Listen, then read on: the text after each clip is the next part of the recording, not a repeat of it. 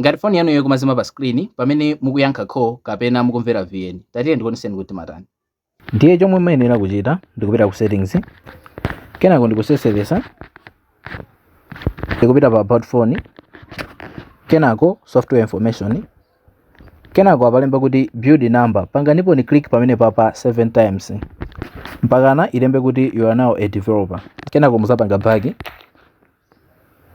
ndikuseseresa musimu pansi pa about phone pamabwera no developer options.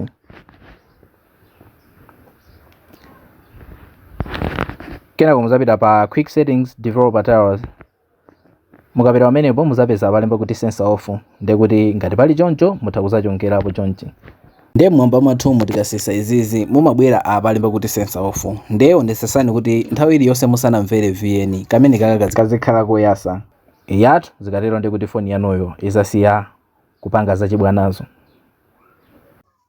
Basetu kupanga kwake ndikumeneko. Ngati mufuna kuti ma videos ngati amene wawa asamakuphonyeni osayiwala kupanga follow. Tiye tione video sati.